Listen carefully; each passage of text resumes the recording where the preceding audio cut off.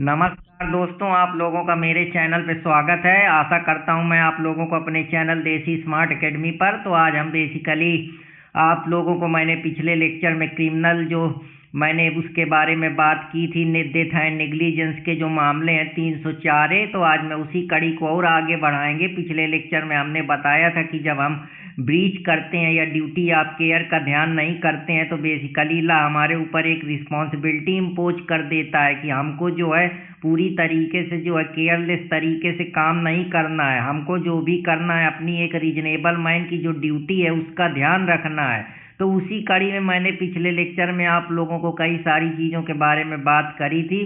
तो आज बेसिकली मैंने आप लोगों को जैकब मैथ्यू का केस भी बताया था, जहां डॉक्टर को हर चीज़ पे हम गिल्टी नहीं ठहरा सकते हैं। बेसिकली जब जो नेग्लिजेंस होगा वो ग्रास होगा तभी हम उसको जो है नेग्लिजेंट ठहराएंगे। तो बेसिकली जो चीज़ें ये थी कि जब चीज़ बेसिकली अगर मान लो कोई डॉक्टर है, अगर उसने कोई बहुत ज़्यादा हीनियस गलती करी है या ऑपरेशन करते हुए वक्त उसने ध्यान नहीं रख रहा है, अपनी तरफ से लापरवाही करी है, केयरलेसनेस शो करी है, तो बेसिकली उसकी लाइबिलिटी बनेगी। अगर वो मेडिकल फील्ड में उसको प्रोटेक्शन मिला है पर अकाउंटेबिलिटी भी है। ऐसा नहीं है कि अगर वो मरीज ने कंसेंट दे दी है या वो गुड फेथ में काम कर रहा है तभी ये सारी चीज़ें हैं, लेकिन अगर वो कोई इलीगल या इमोरल मोटिव से वो काम को कर रहा है या कुछ उससे किसी को जो है नुकसान होने के चांसेज हैं या वो पूरी तरीके से है इविल मोटिव से जुड़ा हुआ है या इस प्रकार के एक्ट कर रहा है, तो फिर लाइबिलिटी जो कानून की नज़र में है उसको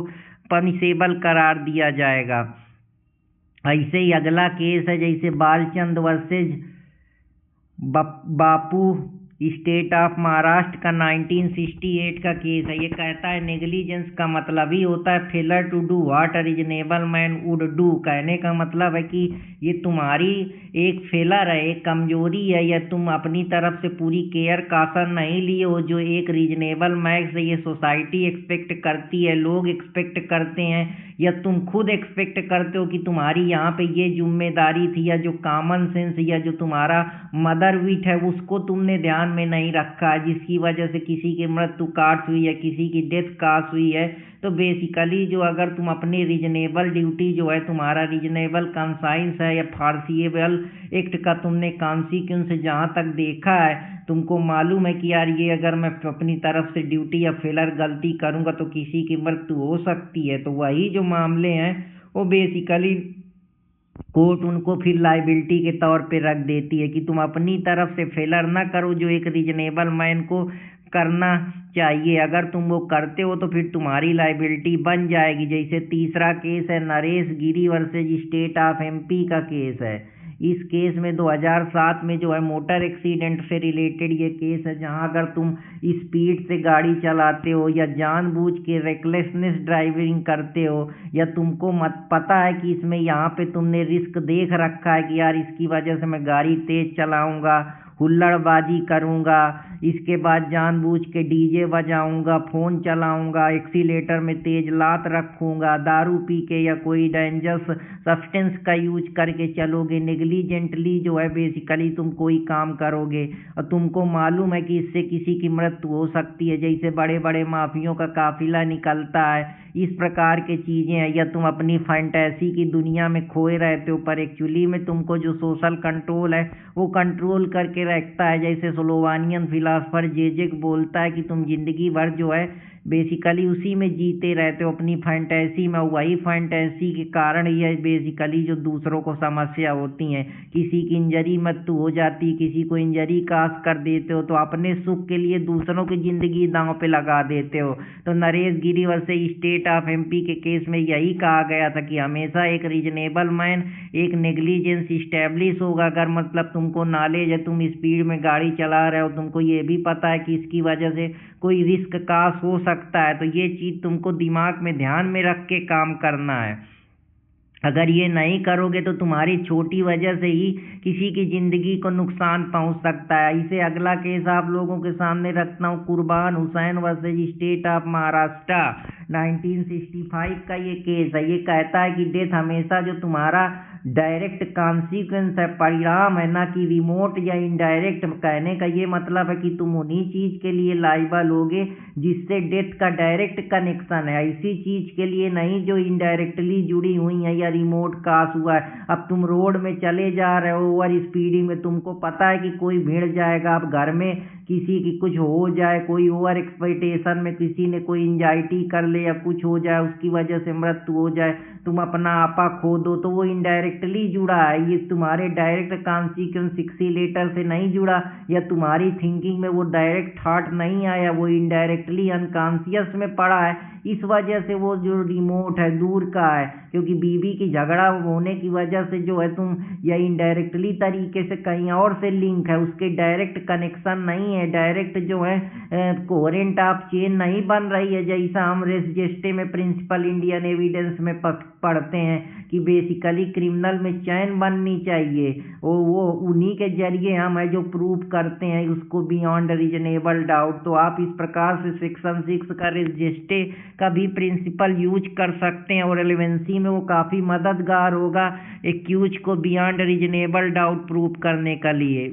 तो आशा करता हूँ कि आप लोगों को समझ में आया होगा। बेसिकली जो लॉ की फिलॉसफी है वो यही कहती है कि सोसाइटी में हर आदमी जो है दूसरों की लाइफ के लिए रिस्पॉन्सिबल है। ये नहीं है कि तुमको जिंदगी मिली है तो तुम किसी को मारो, किसी को कूटो, क्योंकि तुम्हारी नैतिक जिम्मेदारी है, तुम मनुष्य हो, तुम्हारी कुछ रिस्पॉन्सिबिलिटी है, कुछ इच्छाएं हैं, लेकिन इच्छाओं के साथ ये नहीं कि दूसरों का हमको सम्मान नहीं करना। इसीलिए सोशल कंट्रोल थ्योरी इस पे काम करती है कि समाज में पुलिस प्रशासन कोर्ट कचहरी जिससे जो है अमीर दूसरे गरीब को ना दबा पाए, सोशल कंट्रोल कंट्रैक्ट बना है। जैसा हम जो है हाब्स की थ्योरी बताती है, ये हमारी ड्यूटी है कि हम जिस सोसाइटी में रहते हैं वहाँ जो हमारे फंडामेंटल ड्यूटी में भी हम यही चीज़ें जो हमको स्टेट देती है कि हमारी ड्यूटी हम प्रोटेक्ट करें, पब्लिक प्रॉपर्टी का नुकसान न करें, किसी को जानबूझकर कोई इंजरी न काज करें। तो ये हमारी एक नैतिक जिम्मेदारी है कि तुम इस सोसाइटी में आए हो तो तुम्हारी ये भी जिम्मेदारी है कि किसी का कोई हानि न करें, किसी को बेसिकली परेशान न करें, क्योंकि जिससे जो है social order, social harmony, social solidarity जो है वो डिफर करेगी। जैसा जो थ्योरी है कि हमारा रिफॉर्मेशन करना ही उद्देश्य है, जो क्रिमिनल लाइबिलिटी में या क्रिमिनल की थ्योरी आप लोग पढ़ते हैं रिफॉर्मेटिव थ्योरी, कि अगर तुमने एक बार कमी करी है तो दोबारा तुमको मौका दिया जाएगा सही होने का। इसीलिए रिहेबिलिटेशन, रिकंस्ट्रक्शन ये सारी चीज़ों पे डिपेंड है। जो हम बेसिकली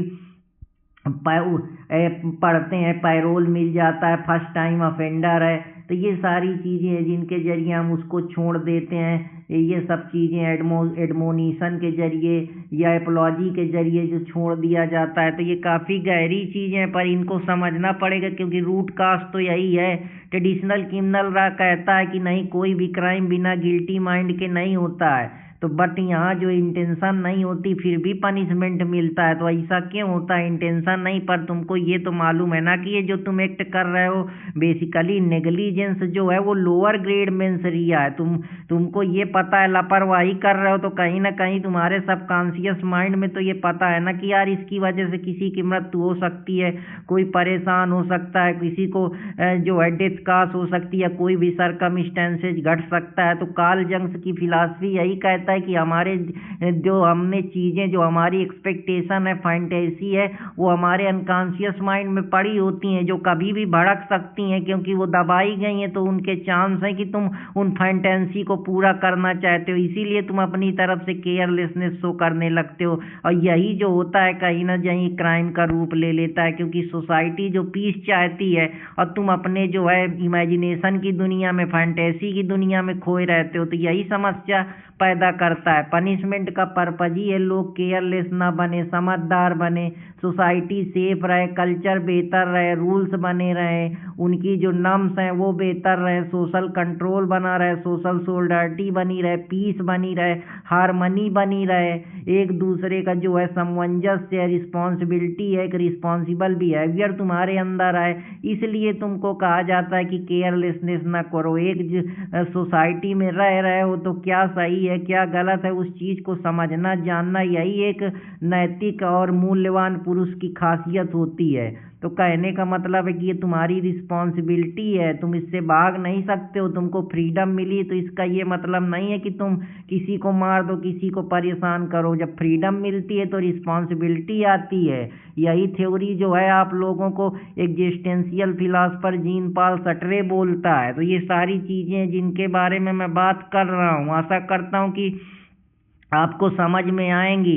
अटेम्प्ट टू मर्डर जो बीएनएस का 109 का सेक्शन है, 109 का सेक्शन यही बताता है कि बेसिकली इंटेंशन होती क्या है। इंटेंशन का मतलब ही है कि इंटेंशन बेसिकली जो तुम्हारे माइंड में एक गिल्टी माइंड बना हुआ है, एक किसी के प्रति बैड फेज कि इसको मुझे मारना है, जो तुमने डिजायर पाल रखी है, जो डिजायर थ्योरी जो साइकोलॉजी की है कि कुछ ना कुछ तुम किसी ऑब्जेक्ट के प्रति चाह पैदा करते हो, वही चाह तुम्हारी इंटेंशन बचती है इलीगली तौर पे कि मुझे इसे मारना है, मुझे इसे परेशान करना है, मुझे इसे इंजरी देना है, मुझे इसे डेंजर एक्ट कास्ट करना है। तो ये इंटेंशन है जो हर समय क्या है बेसिकली सेम नहीं रखती है, ये सब्जेक्टिव बेसिस पे डिपेंड करती है कि वो जो कर रहा है उसकी इंटेंशन क्या है, वो मारने के लिए कर रहा है या इंजरी देने के लिए कर रहा है या अलार्म करने के लिए कर रहा है या कोई और तरीके से तुमको कंट्रोल करना चाहता है, दबाना चाहता है, धमकाना चाहता है। तो ये सारी चीज़ें इंटेंशन को अगर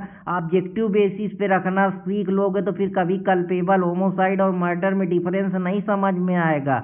आज के जो सब मास्टर है बेसिकली एक को बता देंगे इंटेंशन टू कास्ट, अब उनकी वैल्यू ज़्यादा है। बात ये है कल्पेबल होमोसाइड बीएनएस का जो है वो बेसिकली कल्पेबल होमोसाइड को समझने के लिए नॉलेज होती है। नॉलेज का कहने का मतलब है कि तुमको पता है कि यार मैं यहाँ मारूंगा, लेकिन बेसिकली तुम मारना नहीं चाहते हो, तुम उसको इंजरी कास्ट करना चाहते हो, या शक बच जाता है, या तुम उसको बेसिकली पता है कि मैं यहाँ मारूंगा, वो किसी कारणवश बच जाता है। तो वो सारे मामले कल्पेबल होमोसाइड के होते हैं जहाँ प्रोबेबिलिटी 100% नहीं है कि उसकी मृत्यु हो ही जाएगा, हो सकता है वो किसी कारणवश से बच जाए या कोई सरकमस्टेंसेज ऐसे घट जाए, तो कल्पेबल होमोसाइड वहाँ लगता है।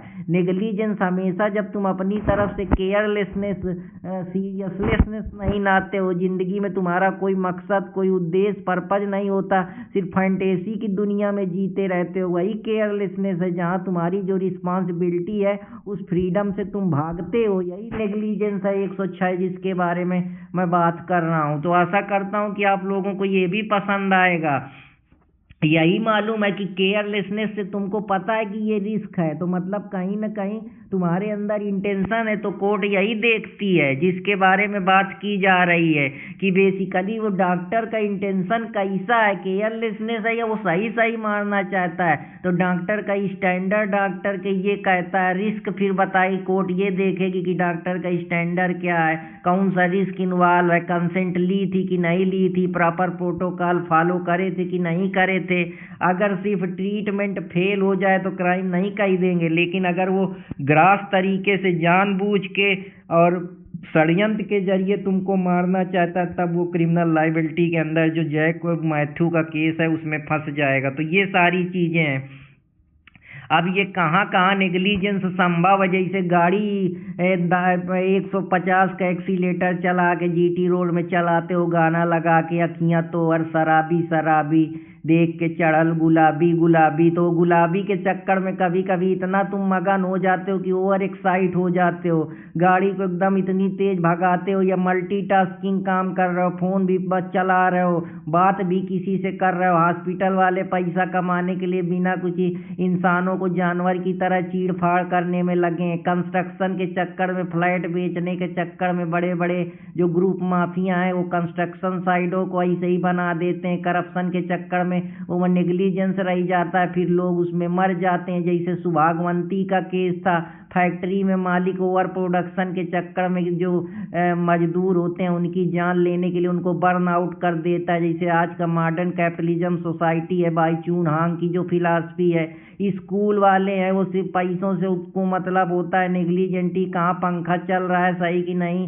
कहाँ एसी काम कर रही कि नहीं कर रही, दिन का दिन सिर्फ कैपिटलिस्ट बन रहे हैं। एविएशन वाले, अभी आप लोगों ने इंडिगो वाली एयरप्लेन का देखा कि इतने नेग्लिजेंस हुए, न कोई टिकट न कहीं फ्लाइट रद्द हो जा रही हैं। रेलवे में कहीं देख रहे हैं नेग्लिजेंस होते हैं, कहीं नाका टूटता है, कहीं बोगी चढ़ जाती हैं। तो यही समस्याएं हैं। समस्या ये नहीं है कि तुम ला पढ़ते हो, समस्या ये है कि तुम सोसाइटी को कभी समझे ही नहीं। जहाँ ड्यूटी ऑफ केयर तुम्हारी बढ़ जाती है कि हाँ मुझे यहाँ अपनी तरफ से, लेकिन न यहाँ सरकार अपनी केयर समझे, न यहाँ अधिकारी अपनी केयर समझे, न यहाँ कोई जो बड़े बड़े कैपिटलिस्ट हैं वो अपनी सोशल रिस्पॉन्सिबिलिटी समझे। तो कौन समझेगा? पीसेगी तो जनता है। और तुमको रिस्पॉन्सिबिलिटी क्या, तुम्हारे साथ भी नेग्लिजेंस किया जाता है। समस्या इस बात की है, पिस्ता सिर्फ स्टूडेंट है, उसकी कोई सुनने वाला नहीं है। फीस दोगे तो पढ़ाएंगे क्योंकि उनका वैल्यू है, लगाए बड़ा बड़ा पोस्टर तो हाँ तुमको लगेगा मास्टर बहुत लोडेड है, तो इसी ख्याली दुनिया में खोते रहोगे, होगा कुछ नहीं।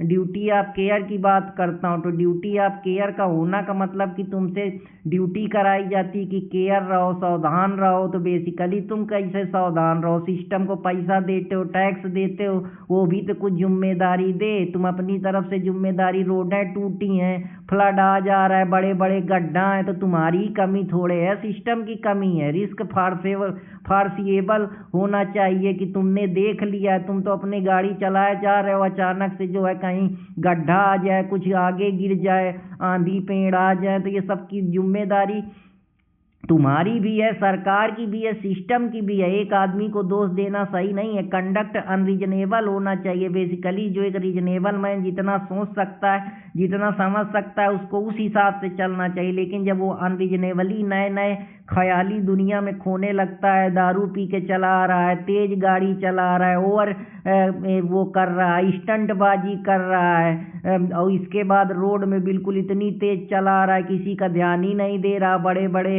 लाड साहब के लड़के हैं, मर्सरीज ले लिए, BMW ले लिए, तो ब्रेकर को निपटा देते हैं। तो ऐसी है तो डेथ नेचुरल कॉन्सिक्वेंस होनी चाहिए। डेथ जो है बेसिकली उसी के नेचुरल आधार पे घटनी चाहिए। अगर उन सारे परिणाम के बाहर जा रही तो फिर नेग्लिजेंस का मामला नहीं बनेगा। कहने का ये मतलब है कि डायरेक्ट कनेक्शन होना चाहिए। अब नेग्लिजेंस ज़्यादातर होती कौन से कारण से, वो भी समझ लो। ओवर कॉन्फिडेंस की दुनिया में रहते हो, डिस्ट्रैक्ट हो, बेसिकली घर में लड़ाए, बाहर लड़ाए, ओवर एक्सपेक्टेशन दिखाने के चक्कर में हैबिट बना के रखे हो कि हाँ गाड़ी हमारे लिए बहुत है, ये तेज चलाना है, दिखाना है, मेरे से आगे कैसे निकल गया। तो तुम्हारा ईगो भी कहीं ना कहीं बेसिकली समस्या साइकोलॉजी फिलॉसफी की है, पर ला उसको डील कर रहा है। तीनों को डील करना चाहिए। मेरे साथ कुछ नहीं होगा, यही तुम्हारा एटीट्यूड है। जो पता लगा परसों डॉक्टर के पास चीरा लगवाए पड़े हो, तो यही क्राइम का बीज है जहाँ से बोया जाता है। तो आशा करता हूँ कि आप लोगों को समझ में आएगा। कभी कभी गलती एक्सीडेंट होती है, दिल साफ होता है, फिर भी पनिशमेंट मिलता है, क्योंकि सोसाइटी तुम्हारी मोरालिटी को नहीं समझती है। न एक्सीडेंट, क्योंकि तुमने केयरलेसनेस तो शो करी, तो तुम कहे कि मोरल हो। रीजनेबल होना चाहिए कि नहीं होना चाहिए? सोशल कंट्रोल होना चाहिए कि नहीं होना चाहिए? तो ला सोसाइटी को प्रोटेक्ट करता है, ना कि इमोशन को। इमोशन को थोड़े प्रोटेक्ट करेगा कि मैं बात कर रहा था, मैं गाड़ी चला रहा था, मैं बिंदास जिंदगी जी रहा था आराम से, अखियां तो हर शराबी और एक्सीलेटर 110 का लेके चला रहे हो। तो इसमें समस्या सोसाइटी के इमोशन नहीं देखेगा। तुमको भी तो समझना चाहिए, इस सोसाइटी के पार्ट हो, समाज में रह रहे हो, सोशल कंट्रोल हो, पावर हर जगह है, जैसा माइकल फोकाल्ट बोलता है। तो यही सारी चीजें हैं जिनके बारे में बात कर रहा हूँ कि किसी की सांस रुक जाए और वजह सिर्फ लापरवाही हो, किसी की सांस रुक जाए और वजह सिर्फ लापरवाही हो, तो कातिल का इरादा नहीं मगर जिम्मेदारी तुम्हारी हो जाती है। गुनाह सिर्फ नीयत से नहीं होता, कभी कभी बेपरवाही भी जुर्म बन जाती है। तुम्हारी लापरवाही की वजह से कोई मर रहा है, अब मर गया, अब उसका कौन ध्यान रखेगा, कौन कंपनसेशन देखेगा? उसके घर वाले उससे कैसे जुड़े थे, जिंदगी भर उनके इमोशन से कौन तो वो करेगा? तुम तो मार के निकल लिए, वो बेचारा कहाँ जाए? उसके साथ जो जुड़े हैं वो कहाँ जाए? उसकी जिंदगी का रिप्लेसमेंट कैसे मिलेगा? शायद उसके माता पिता, उसके जो दोस्त यार हैं उससे जुड़े हैं, उसकी इमोशन की भावनाओं से जुड़े हैं, वो शायद अपने घर का सबसे वैल्यूएबल नागरिक हो। लेकिन तुम जैसे पागलों के चक्कर में, छपरी स्टाइल के चक्कर में ही जिंदगी में इतनी सारी दिक्कतें हैं। तुम लोग 110 की स्पीड में गाड़ी चलाओगे, ठोक दोगे, फिर कहोगे मेरे बप्पा बाहुबली हैं, हम फलाने चाचा हमारे विधायक हैं, और तुम्हारे चक्कर में बेचारे आम जनता पिसती है। तो यही वो बात है जो कानून कहता है कि इरादा नहीं पर जिम्मेदारी थी। तो तुम जिम्मेदारी कहाँ समझते हो? फ्रीडम मिल जाती है तो बाहर ऐश करते हो। ये नहीं कि काम करो, समझदार बनो, जिंदगी सिर्फ अपनी नहीं है, हम सब एक दूसरे की सांसों के रखवाले। पर तुमने कहाँ है ये बात को समझी है? तुम तो वही समझते हो कि मैं यहाँ बास हूँ, बाकी सब बेकार है। तो तुम कहीं ना कहीं तुम्हारा ईगो है जो तुमको खाए जा रहा है। कि वही चीज़ है ना कि हम क्या होंगे, ये जमाना ही खराब है। जमाना नहीं खराब है, तुम भी खराब हो। तो यही चीज है, किसी घर का उजाला अगर तुम छीन लेते हो, किसी की जिंदगी छीन लेते हो अपने थोड़े से सुख के स्वार्थ के लिए, तो इसके लिए कौन जिम्मेदार है? यही तो तुम्हारी ड्यूटी है। या कौन सी ड्यूटी पैदा करोगे? कानून तुमसे यही तो कहता है भैया रहो लेकिन शांति से रहो, बहुत फुकलैती ना जा रहो, नहीं समस्या गंभीर हो जाएगी। उसी की मौत का हादसा थी। तो कहने का ये मतलब है कि तुम्हारी वजह से ही कोई हादसा घटा, तुम्हारी बेपरवाही की वजह से। तुम्हारे न्याय के तराजू को कैसे तौले? जज्बात नहीं, जिम्मेदारी बोली जाती है। अब तुम्हारे जज्बात थोड़े कि तुम जज्बात में बहक गए, किसी को लिवा लिए, अपोजिट जेंडर को चले जा रहे हो रोड में सा सा मारे 100 के स्पीड में, ख्याली दुनिया के फैंटेसी में खोए हुए। और तुम्हारे कारणवश से जो किसी ने तुमने देखा न देखा, अरे ये तो ऐसे ही है, शायद वो कोई समझदार सभ्य नागरिक जा रहा हो, पर तुमको लग रहा है अरे बेकार है। तो तुम बेसिकली इंसानों की वैल्यू कहाँ करते हो? थोड़ा पैसा आ गया, थोड़ा कौड़ी आ गया तो उलड़ने लगते हो। यही तो समस्या आज की सोसाइटी की है। यही गाना है कि गलती होती है, जिंदगी सिखाती है, पर दर्द रह जाता है। अब जिंदगी भर वो तुम उस दर्द से बाहर नहीं आओगे, और यही तुम्हारी अनकॉन्शियस डिजायर बाद में भड़केंगी।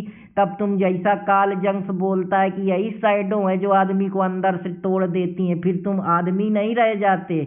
आदमी रह के भी तुम जानवर बन जाते हो, क्योंकि तब तुमको तुम्हारा जो अंदर का सेल्फ है वो अपने को कभी माफ नहीं कर पाता है। बस तुम अकेले फिर मीनिंग ढूंढते रही तो मीनिंग मिलती नहीं है।